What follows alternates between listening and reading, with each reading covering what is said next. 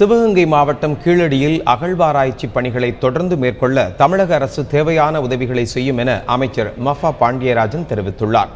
இந்திய தொல்பொருள் ஆய்வுத்துறை சார்பில் கீழடியில் அகழ்வாராய்ச்சி மேற்கொண்டதில் பண்டைய நாகரிகத்தை பறைசாற்றும் நகரம் கண்டறியப்பட்டுள்ளது. இங்கு 5000க்கும் மேற்பட்ட பழமையான பொருட்கள் கண்டெடுக்கப்பட்டுள்ளன. இந்த இடத்தை பல்வேறு கட்சியினர் மற்றும் சமூக ஆர்வலர்கள் தொடர்ந்து பார்வையிட்டு வருகின்றனர். இந்நிலையில் இன்று தமிழக அமைச்சர்கள் மஃபா பாண்டியராஜன் மற்றும் பாஸ்கரன் உள்ளிட்டோர் அகழ்வாராய்ச்சி நடைபெற்ற இடத்தை நேரில் பார்வையிட்டனர். உடன் சிவகங்கை மாவட்ட ஆட்சியர் மலர் வெளியிருந்தார். ஒரு மிக மிக சரித்திரத்தையே புரட்டி போடக்கூடிய ஒரு விஷயம் நடந்துட்டு இருக்குன்னு நினைக்கிறேன். கீழடியில் தமிழக அரசாங்கம், புரட்சி தலைவி அம்மா அவர்களின் தமிழக அரசாங்கம் இதை கண்டிப்பாக கையில் எடுத்து இதை எல்லா விதத்துலையும் ஏஎஸ்ஐக்கு உறுதுணையாக இருக்கிறது. இடம் வாங்கி கொடுக்கறதுலேருந்து இந்த இடத்துல அகழ்வாராய்ச்சி மீண்டும் நடப்பதற்கு உதவியாக இருக்கிறதுக்கு எல்லா விதத்துலையும் உறுதுணையாக இருப்போன்னு கமிட் பண்ணிக்கிறேன்.